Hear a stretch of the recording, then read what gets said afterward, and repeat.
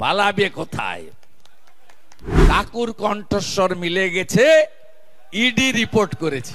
গত পরশু দিনের হাইকোর্টের যে রায় ডিভিশন বেঞ্চের, তারপরে 8 থেকে 80 সবাই বলতে শুরু করেছে শুধু বিজেপি বা অন্য লোকেরা তৃণমূলকে চোর বলতো। এখন হাইকোর্টের ডিভিশন বেঞ্চ সিলমোহর লাগিয়ে দিল, মমতার পুরো ক্যাবিনেটটাই চোর। আজকে একটু আগে আসার সময় মেসেজ পেলাম, কাকুর কণ্ঠস্বর মিলে গেছে, ইডি রিপোর্ট করেছে। কাকুর কণ্ঠস্বর মিলে গেছে মানে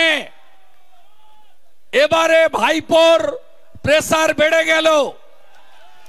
এখনই মাপলে দেখবেন 180-র উপরে প্রেসার রান করছে। কি বলছিল? আমার সাহেব, ওর কাছ অব্দি কেউ পৌঁছাতে পারবে না। ধর্মের কল বাতাসে নড়ে। এই চোরেরা পশ্চিমবঙ্গে সব লুট করেছে। যাদের চাকরি চলে গেছে তাদের মধ্যে অনেকে বলছেন আমরা যোগ্য। এই যোগ্য কারা আর অযোগ্য কারা, এই রিপোর্টটা দেওয়ার কথা ছিল স্কুল সার্ভিস কমিশনের।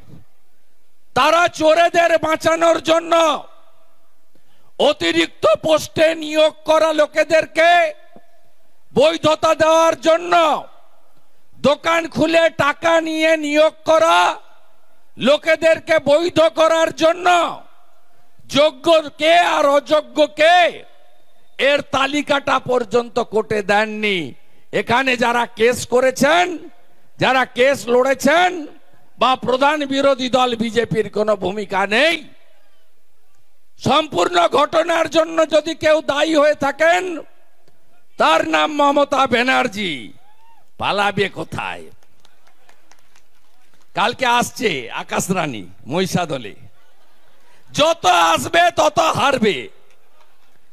2021 সালে 18ই জানুয়ারি নন্দীগ্রামের তেখালিতে এসেছে। তেখালিতে আসার পরে 4টা জেলা থেকে লোক নিয়ে এসছে।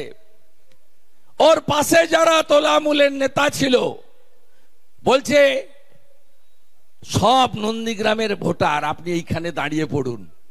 এমন টুপিটা খেয়েছে, দাঁড়িয়ে পড়েছে, আর ঠেলায় না পড়লে বিড়াল গাছে ওঠে না।